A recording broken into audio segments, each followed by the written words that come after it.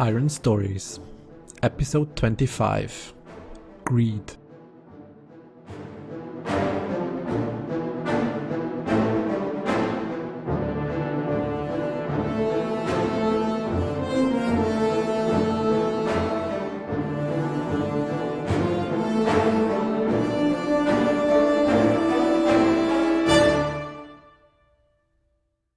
Welcome back to Iron Stories. Yeah, we are here in the Holdfast Barrow, throwback to very first episodes of Iron Stories. Nessana, Jebran, and Catania ventured into there to help Nessana find a silver sword that she has lended to Kaivan way back, even hundreds of years ago, or about 100 years ago. Now they're trying to find it again, and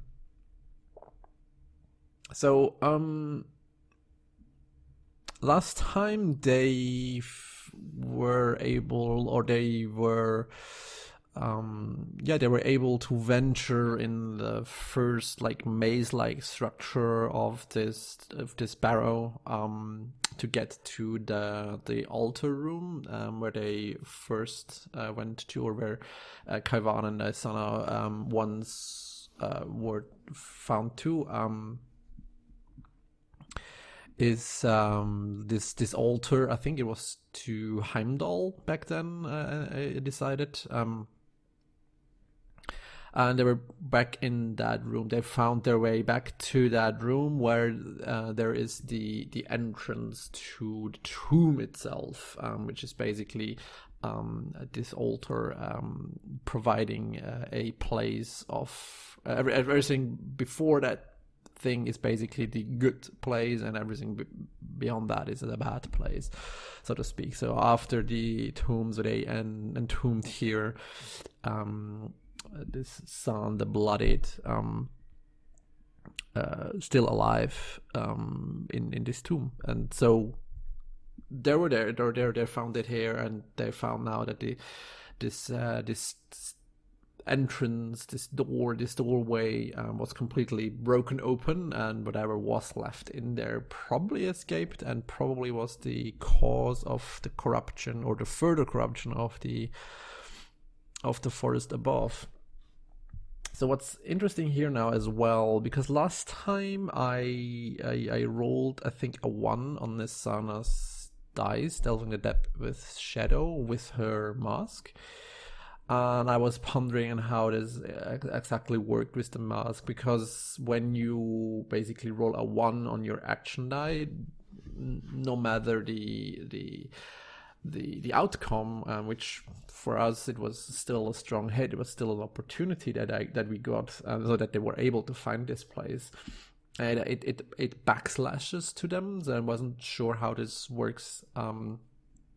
Within the rules of the game. I had an ask on the Discord of Ironsworn themselves, and I got help there. So big thank you to all those that helped me figure this out. So basically, how this works is, so the mask has two, is bound to two.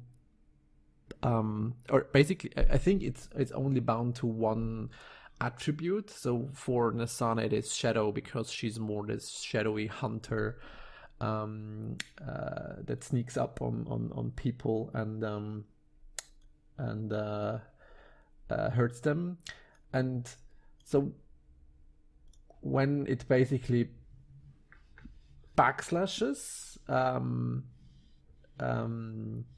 then it makes, then you what confused me was you suffer -1 on the associated track.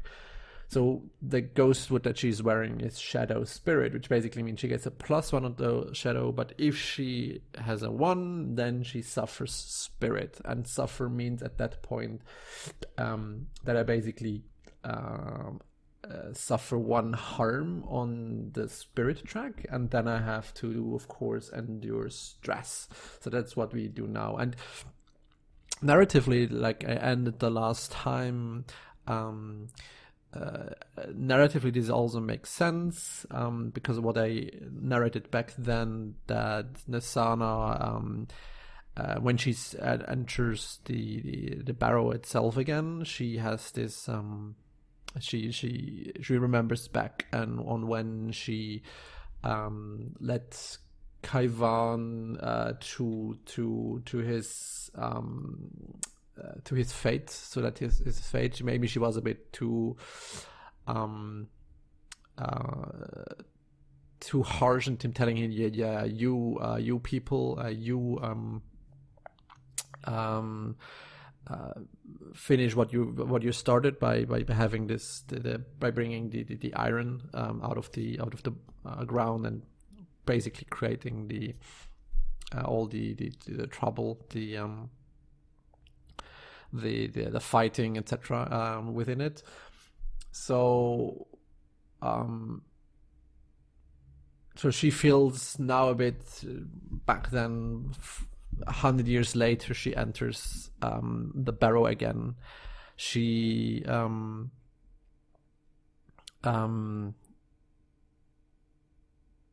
she has and she's maybe also overwhelmed by just this dark energy.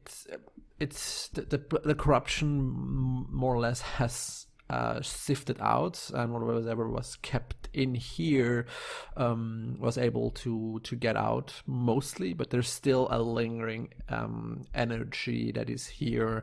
And maybe she also feels a bit maybe not as similar as Tanya does, but maybe she also feels a bit the lingering spirit of Kaivan that seems to be apparently still here, because that's what Catania was feeling.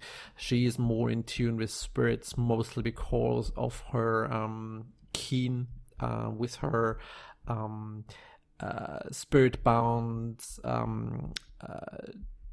feeling that she is more in turn with her background, that she's more in tune with the spirits. And she, as I mentioned last time, or figured out last time, just she is just sensing one singular spirit within this or within this complex, which is just a faint signal, so to speak, or like faint feeling just beyond this stone door, which is probably Kaivan. And so Nessana, she's more from.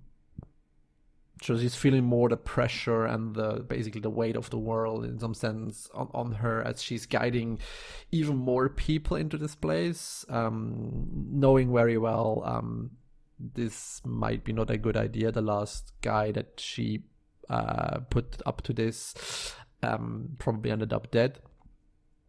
There is a bit of a bad feeling of this. So that's what is backlashing to her from the mask itself. So she endures stress, which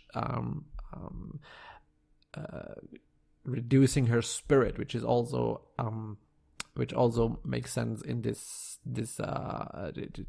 just in this place, that it seems to be somehow draining the spirit of the people that venture in here themselves. So she's suffering that. So now I have to, of course, roll. I roll plus spirit here, basically, because it's still higher than hard, and she's not really the hearty type, I would say.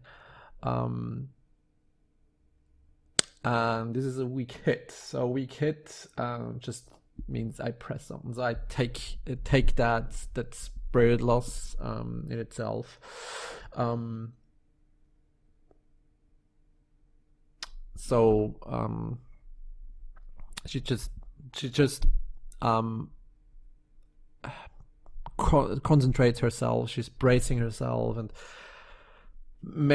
basically half shaking it off, just saying, okay, it's here, but it's different this time around. It's different. We are 3 people now. I'm helping as well. I prepared myself for this.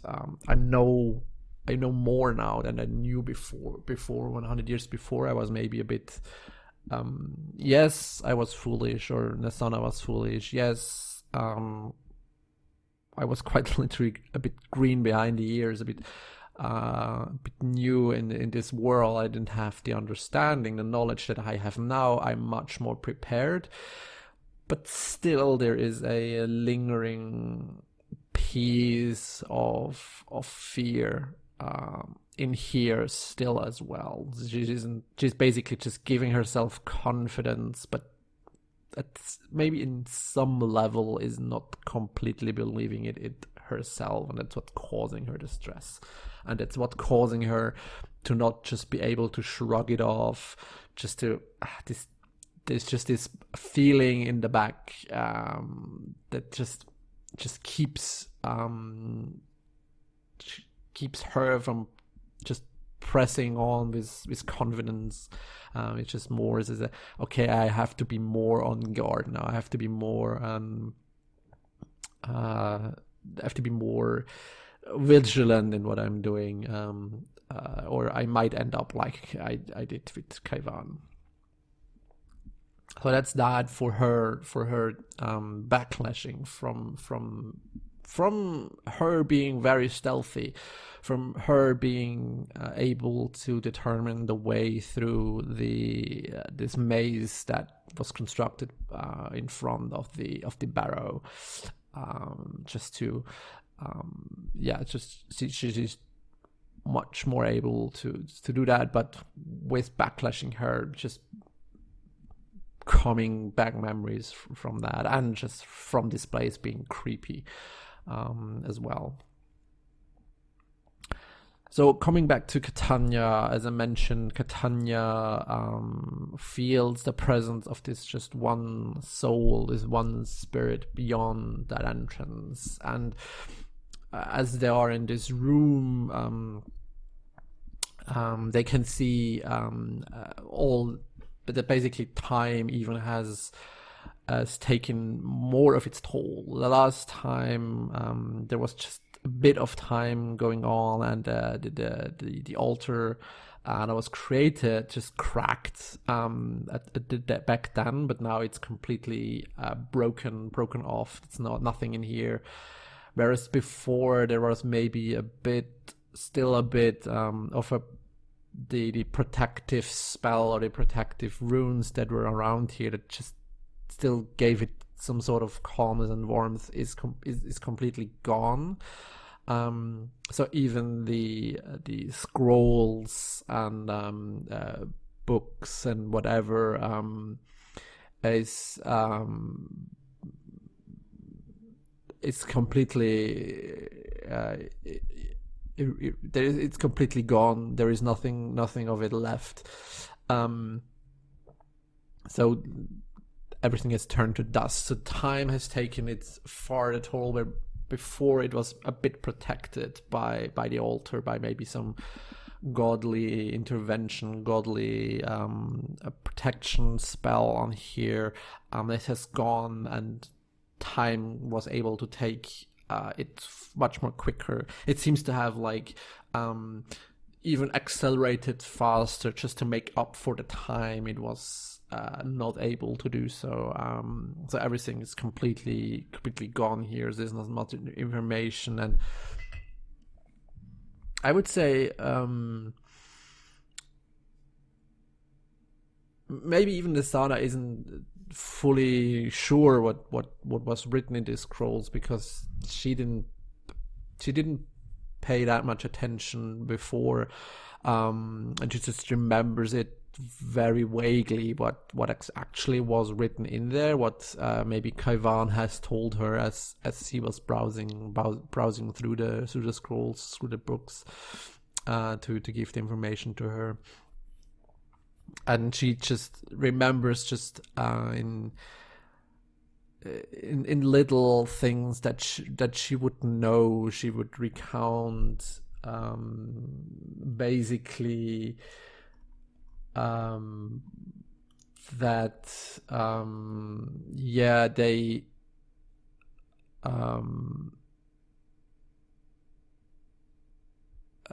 that something was in here,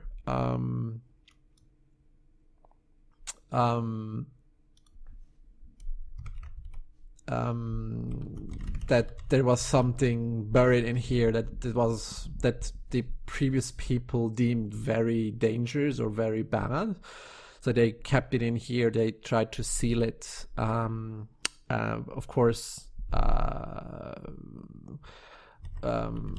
they weren't successful as apparent to that. And she then also maybe grudgingly tells them that she met another person before, as well. She mentioned that before, that's Kaivan, that she sent here to get rid of that thing, is probably the one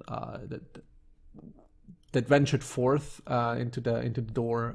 But as it seems, and that what she has suspected, is that the corruption or the whatever has befallen the forests above seems to have some sort of origination in here, and they shouldn't take much more time in here. They shouldn't linger around here. They should press on as quickly as possible to get to her sword, and then basically to get out of here.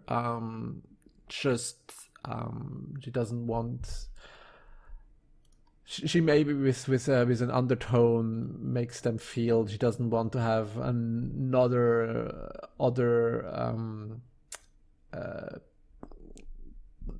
soul on her conscience as well. So yeah. But for the moment, I would also say that for the because for the vow that they have, that's marking a progress in here, that she is admitting here, that the sword is further down here, but we made a good progress so far, as in getting there, but now we should press on to go further. We're here, we have a goal, we have the goal to get the sword, nothing more. They shouldn't keep up, they shouldn't linger on here any longer, they shouldn't be interested in any more what's going on here. She just needs her sword, and that's what they need to do, and then she will lead them out of the forest as promised. I would say Jebran has a bit of a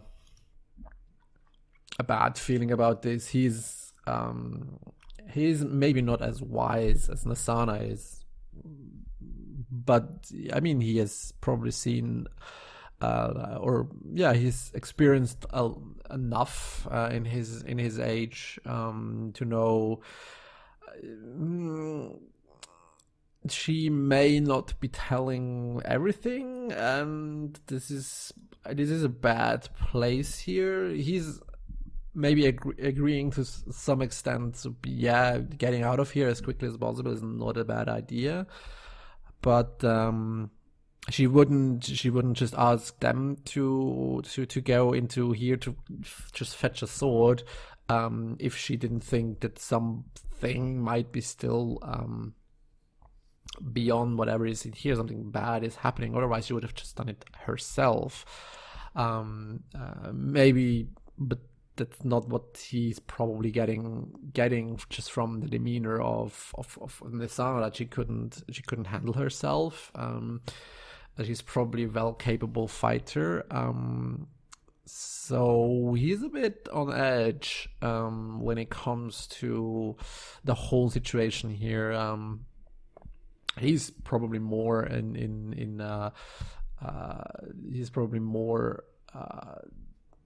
not frightened, but he's probably more disconnected about the whole place. He doesn't have any memory of it before, like Nessana does. He doesn't have any like spiritual insight when it comes to what might be around, or might be the history of the place, like Tanya does. So he's basically the third wheel that just has no clue about anything. He's just here as well, mostly just as a muscle.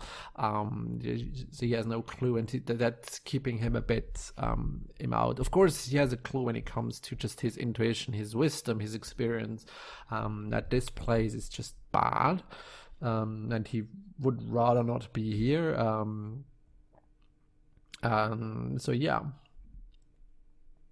So they stand here for some time to get there, and maybe Catania from a bit more a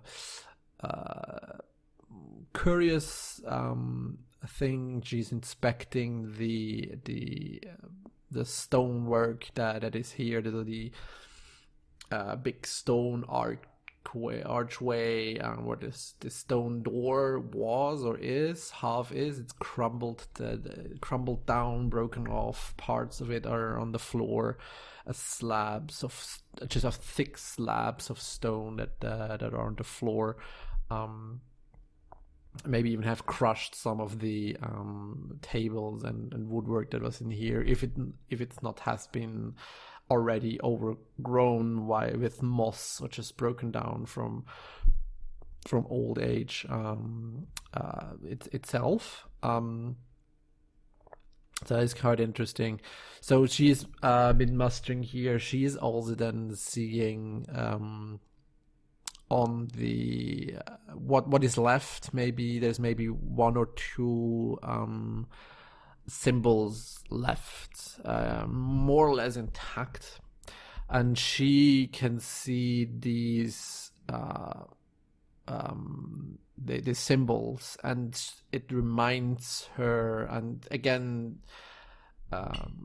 this is again a throwback, and she doesn't remember exactly what was on the stone obelisk on the island, because she fainted. But Jebran would, but she would remember on what the symbols and runes looked like in the keep, and in the mines where she saw them. So she's reminded here again of these symbols and of these runes from that, and she's pointing to them, and Jebran is coming up to them, and then can also see the symbols, and he can clearly, or he could probably draw a conclusion that these symbols are very similar to those that he saw, at least, as well on the obelisk. So they seem to be all connected. So the obelisk, the mines, this place, it seems to be somehow connected. And clearly, what Nessana has spoken of, that there seems to be a corruption or something that is spreading through the land, can be quite clearly. So there forms a bit more of a bigger picture here. So he would see, at least, okay, we saw it on the island, we saw it on the keep, and we saw it now here.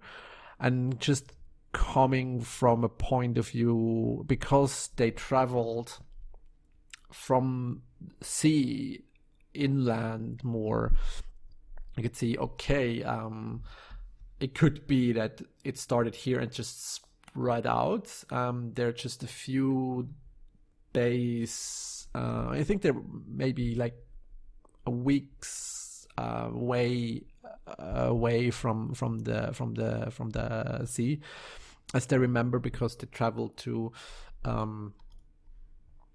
what was that name again? So they traveled from Lost Crag to Green Home, I think it was called. No, to Thornfields, exactly. So Green Home was the first one. So they traveled like 2 days to Thornfields, and they travel now maybe 1 or 2 days into here, so between Thornfields and Whitewood. So, and of course they went to the Underkeep of Spectres, which is So they would know that maybe the Underkeep is maybe like 2-3 days of travel between the forest and Underkeep. So this makes and then there's 2 more days of travel, or 3 more days of travel to the glade, to the island glade, where they saw that the obelisk. So they could see, okay, it might have spread it from the forest out to the sea as well, and just got stopped here. So they could make out what Nessana was saying, that it makes sense that it's spread out. So they could see these symbols here, and they could draw this conclusion. And it is, of course, makes them even more nervous than before. But Nessana is still behind them, pressing them to move on. And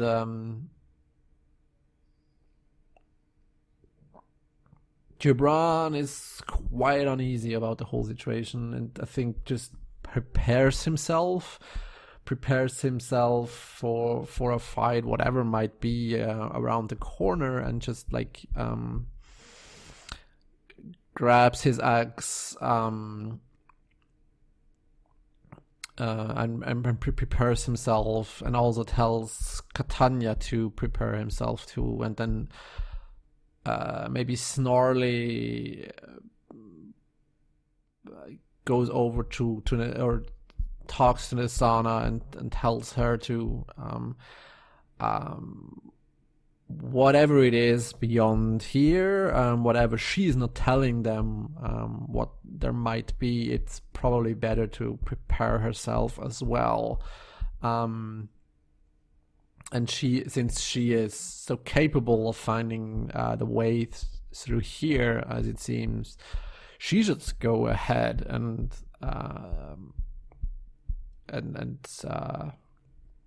lead the way.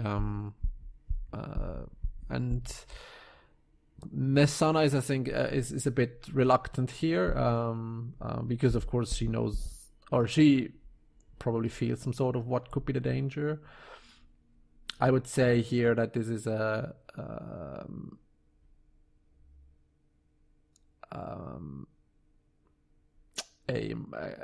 compel from Jebran, I would say.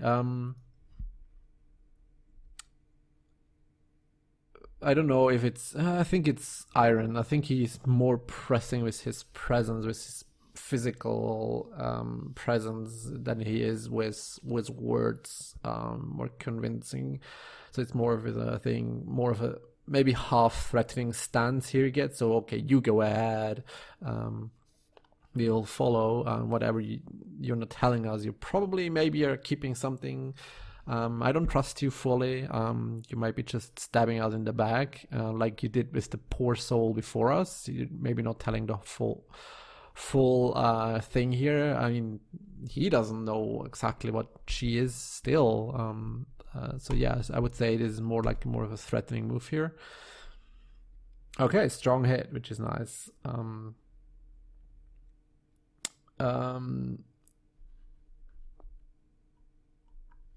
Okay, so I get 1 momentum here. So Nessana is reluctant, sees the stance of Jebran, just holding his axe with both hands, and she guesses it's probably not a good thing to argue right now. They're in a bad place here. It may even be that the place is a bit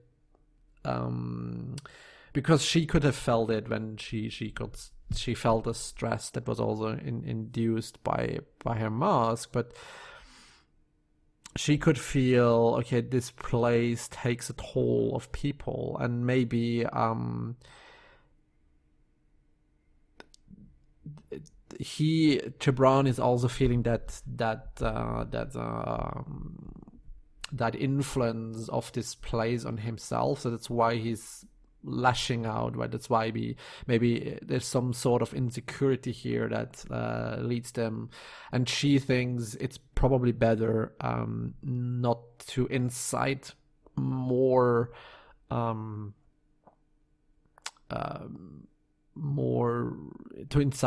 here, so to maybe even fuel this place. So maybe the place is trying to make them fight each other, so to further and power itself, this corruption to further power itself.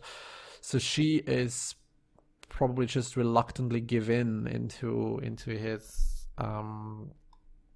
demands, and just grabs one of her remaining swords and her silver dagger. So she draws her silver sword and silver dagger. She as well doesn't know what is beyond here. The last time, or the times and times before that, she was always stopping at this entrance. She didn't ever go further. She's still unsure about that. What's going on further. So she's stepping forward.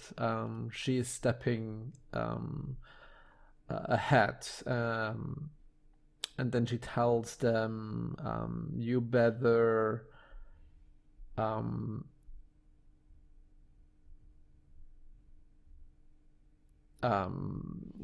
keep up. And she again begins to fade away into the shadows. She begins to just be barely visible, for them at least, as a brief outline, or as a shimmering outline, as she's moving past them into this darkness that is beyond this stone door, and she goes beyond that. So again, she's using her shadow walk, and she's using her masked path to delve deeper into the barrow.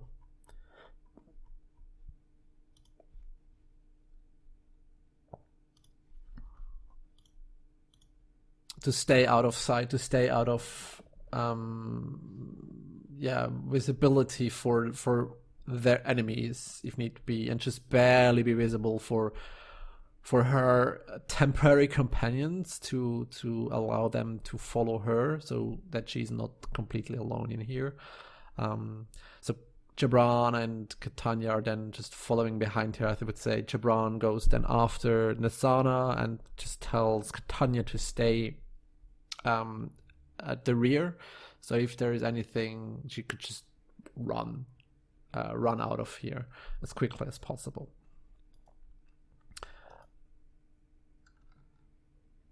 Okay. Very nice. So Nessana is delving, but again, I rolled a 5, so oh, I didn't. Well, okay, so that's even a 6. I would not succeed. I forget to add plus. Oh, I would even add plus more. No.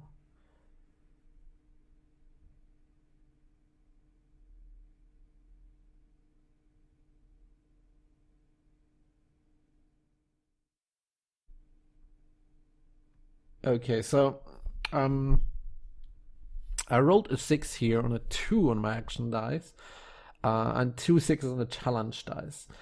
So this would mean that it would be a complication. So I could now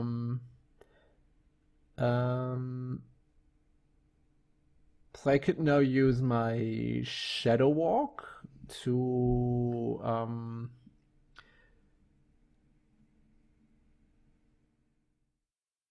yes, I would say that. So she's getting in there. She was never um she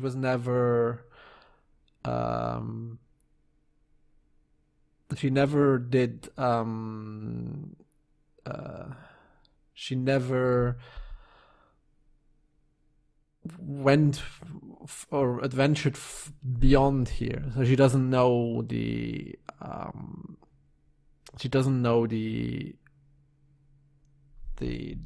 this part of the tomb as well.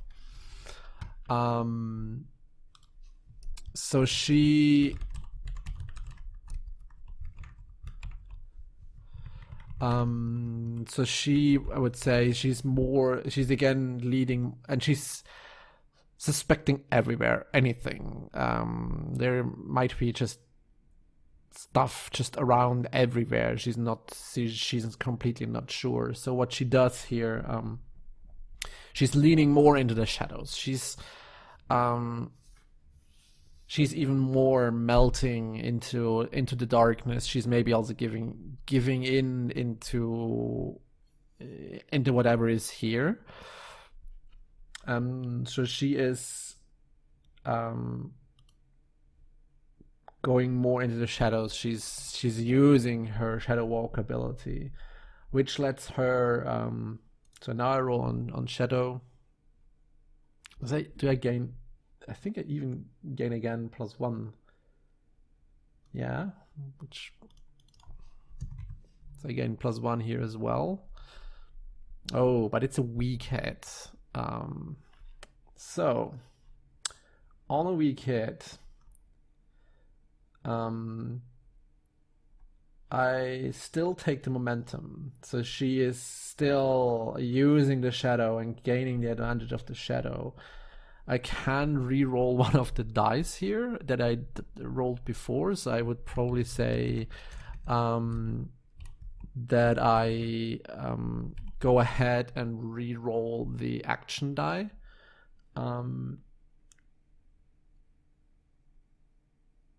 Any die is one time only, which makes sense. Because I rolled a 2, so the chances are that I roll better is a bit higher. Yeah, I just rolled a 3. So with the +4, I get +3 from the shadow, +1 from the mask. I get a 7 here. So this means that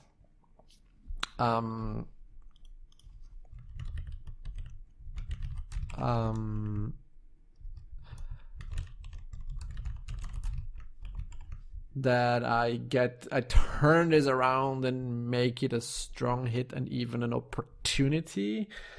But since I rolled a weak hit on the shadow walk, this is just not completely complicated here, that the shadows still try to lead me astray. So I have to face danger. So all in all, what this basically means in a narrative way is that so she's leaning here into the shadows. She doesn't, as I said, she doesn't know this part of the barrow. She is driven by a bit of the fear that she endured before, that the mask was amplifying to some sort. So she gets as with every step that she takes, with every step they get further into the darkness, and just behind her the flickering flames of the torch that Jebran is holding to just give a bit of light down here.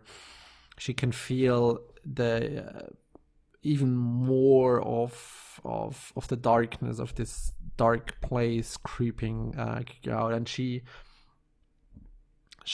turns back to her instincts. She turns back to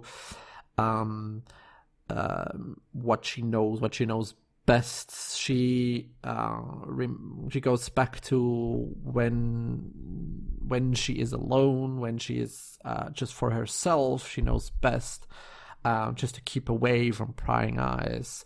That what she has learned from her people, from the Nutlas, to keep away from the others, from sight.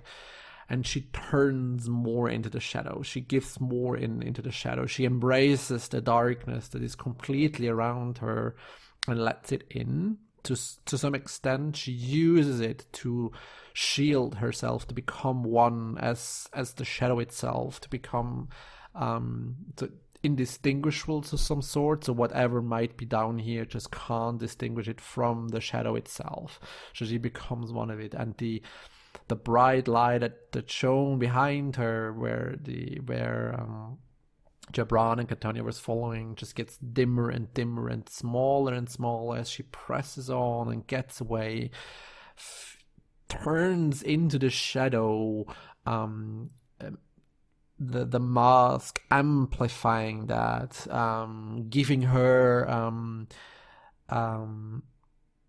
like some sort of tunnel vision when she goes into the shadow, but amplifying her other senses around her. She knows where she is. She can hear the footsteps on the cold stony floor of this barrow from Jebran and Catania, as well as they try to press on. She could sense or she could hear Jebran not crying out to her or to shout out to her, but to basically trying to find her. She gets aware again. Oh, I'm not alone. There's other people in here that also some sort of rely on me, rely on me helping them. And Jebran is like, where is she gone? Can you see her? Where is she? Show yourself again. So she mentions, oh shit, I was doing this too well, and like blinks out of shadow, stops in her track to let the Jebran and Catania catch up to her. Hopefully, the light, as you can see, the light that basically was snuffed out from her view. It's just a small dot that gets larger and larger again as she suspects this is where Catania and Jebran are catching up to her.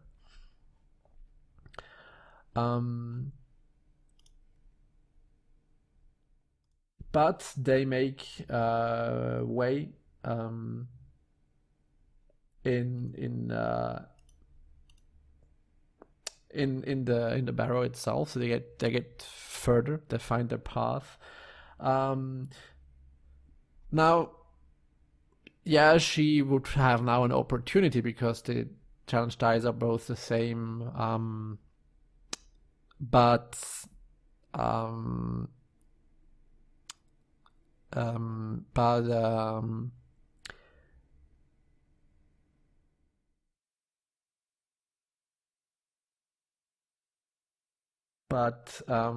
so she would get, even because the other one has a strong hit, she would get an opportunity, but her backlash from the Shadow Walk probably is somewhat turned down from that. But I would say they still face the danger here, even though they more or less like successfully ventured through, made steps into the barrow itself, but somehow this counteracted. It's just her being phasing out, going there in alone, and then just realizing I'm not alone, stopping in her track, then letting them catch up again, made them also a bit vulnerable to the things that are within here, the things that are trying to maybe act against them, are able to catch up.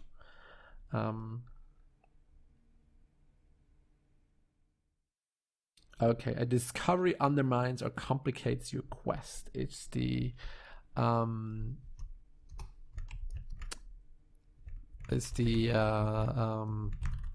danger that they reveal. Okay, so that's interesting. So what could this be? A discovery undermines or complicates your quest. So let me maybe roll here. I'm doing that far too I'm doing this not enough, is to maybe even think here. Let me roll for a feature. for this place.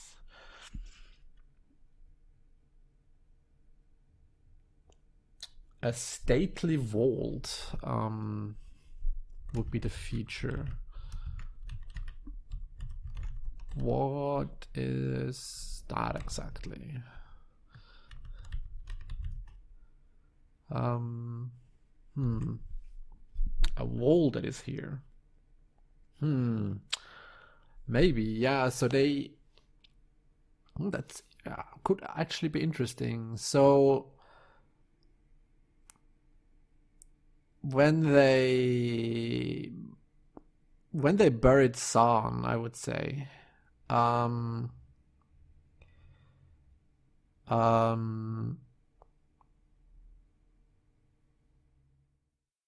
they also probably buried. So they thought, well, when they buried San, because San had this make this bloody war and ravaged over the land, and he probably also like looted, pillaged, and whatever. So this would be probably like San's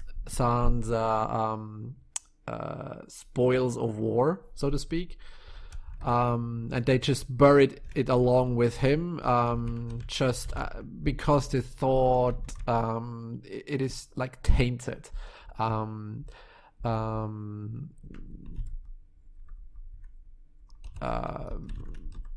It's blood money, basically. Blood money, blood gold, so to speak. So they want nothing to do with that. So at least San should, like, as he's dying slowly in his own grave, the thing that should keep him company is the thing that should remind him of his greed, of his things to do. Like, it's like an omen to the gods as well, to punish him in the end when he gets to them. So that's basically what they see. They see just a room that seems to be filled to the brim with these spoils. They like their chests and open woolen sacks that probably now they have broken open just from the time itself, with just gold coins or golds, goblets and stuff. Like, it's a venerable hoard here that just spills out of everything. Chests that have overgrown and opened. The hinges have given way long time ago. It's just like everywhere there's like gold. There is like maybe even like gems, etc., that are lying on the floor, which is what he pillaged through all his years of the blood wars that raged over the lands. And as they come into here, so basically Nessana was completely oblivious on where she was going. It was just zigzagging all around the place, and she when she stopped, she wasn't aware where she was. She couldn't see anything. The darkness overwhelmed her. She just like followed blindly its call. That's what I said. This tunnel vision that she had, she just saw a path forward. She just moved along, and as the light from the torch from Jebran comes closer and closer again, where the light, this just small point of light that was far behind her, far beyond her, gets bigger and bigger. She can see around her everything getting it begins to like sparkle, or the gold coin seemed to like reflecting the light coming back from Jebran's torch. And now she can see, and as Jebran is getting closer in here and into this room, he can see just this vast thing here, this this amount of gold and gems that is lying on the floor here, just ripe for him to grab as well. Does this even? Yeah, it and this even fits into the goal of Jebran himself. He wants to enrich himself. He wants to retire with style, and when he sees just the mounds of money here, he's intrigued. He basically says, well, and he's maybe also a bit mumbling under his breath a bit. He says, well, okay, that's forget your silver sword. You can buy yourself hundreds of swords if need be with that amount of money. And he's maybe even thinking to himself a bit, okay, maybe that's what she didn't want to see us. It's maybe this what she didn't tell us as well. There is money lying down here. There is riches to be had. He could just grab a lot of these things and just be done with it, done with this life, done with going from village to village and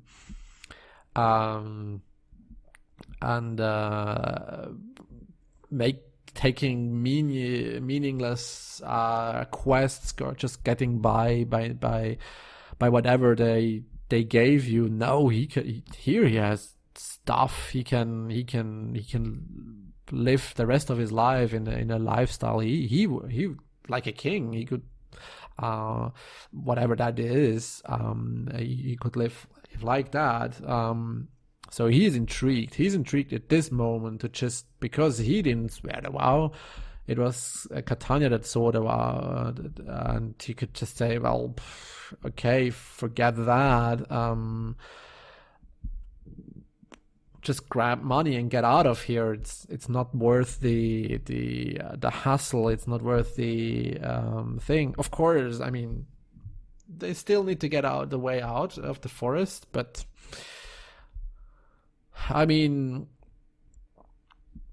they could probably find a way that just takes them longer. But I mean, yeah, so maybe a bit of greed kicks in into his mind, and Nessana can maybe see this a bit on his demeanor, on his change of attitude against it, and just as he's like moving around the torches to see what the vast amount of money there is here.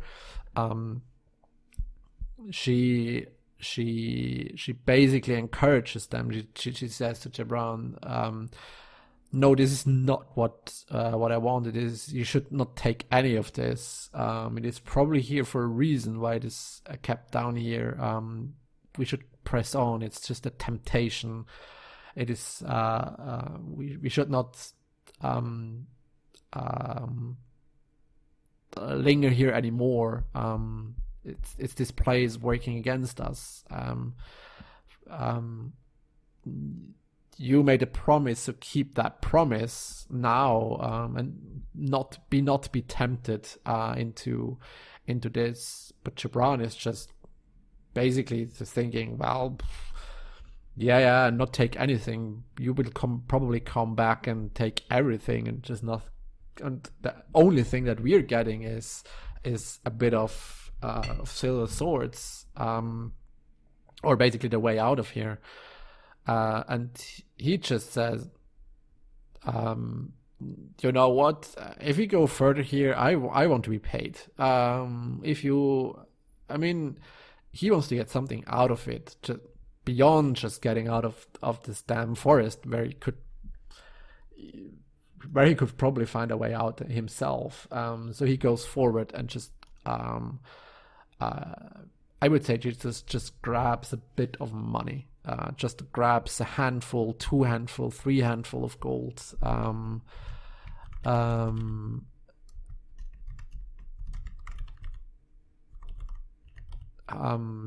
He just grabs, I would say, 3 handful of gold, puts it in a small satchel, or in a satchel,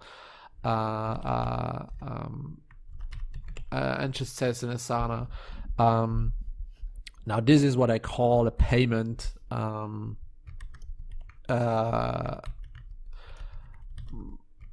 So consider this a payment of some sorts beyond getting us out of here. And he's basically also giving her a bit of an eye, just to say, I'm not trusting you fully. You probably knew about this thing here. You don't tell us everything that you know. I keep now an even closer eye to here, and maybe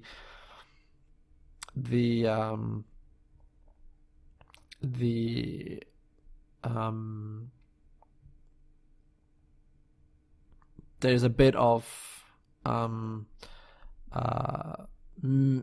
bit more mistrust in each other, and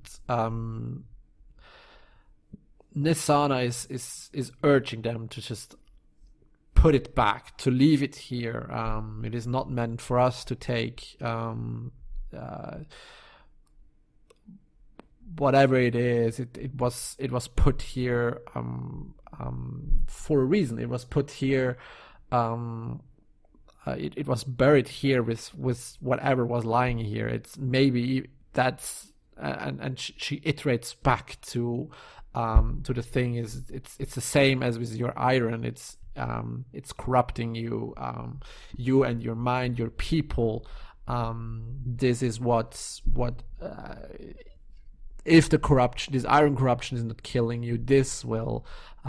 This has brought war. This has brought mistrust. This has brought bloodshed and death. You should just keep it lay down here again. And she gets a bit like she gets a bit louder, so they begin to argue here a bit. So she says basically in the methods, put it down. It's not meant to be taken. And Jebran then just bellows back. So we found this. We take it as sort of a payment for us as well. She could also get something, which is just get out of here. Let her sword be, whatever. It doesn't matter. And Catania just stays in the back a bit, just looking at both of them, like arguing back and forth about doing stuff. And I would say even that this doesn't bode well here for them. This doesn't. It's not really a great thing to do here. And I would say this even like.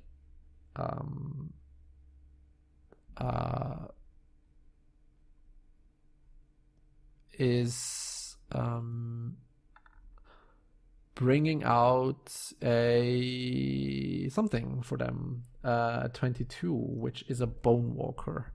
Okay, so as they are arguing aloud, or getting louder and louder,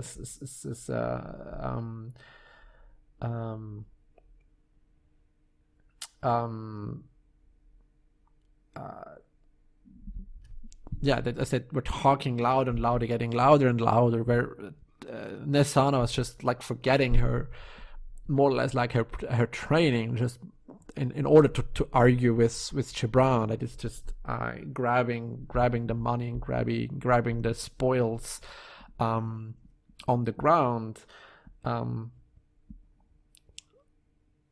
Behind them, or maybe even from beyond these heaps of money, the money begins to move. Like it begins to lift itself a bit, and coins are starting to drip, to fall in like an avalanche, like from one of the heaps and bounds. And as it comes up, a skeleton rising from it, bones bleached and yellowed from over the years, just bits and pieces of clothing, like an iron epaulette that is just on his shoulder, that has rusted over, cracked from the years, laying under the thing. Coins are dripping, like in this game, I think Pachenko it's called, like the coins are ding ding ding ding ding, recoiling from in its rib cage as it's falling down, as this bone walker is standing upright, and in one of his hand is an old rusty sword, or maybe just a broken or off sword. It's like just a pointy remnants of a sword, and in his other hand he has a small wooden shield that is held together by bits and pieces of iron, and then it just lunges forward with an unprecedented amount of speed, and is attacking the two arguing people here. It attacks Jebran and Nessana, and Catania stays in the back and just watches on as that thing is lunging towards them. And this is what I say is, again, a good place to stop this session again, and resume here next time when we fight against this bone walker that came up amidst all this this gold that was lying here as well. So yeah, I hope you had fun. I have definitely had fun in exploring more of the that Holdfast Barrow, and we hear us next time.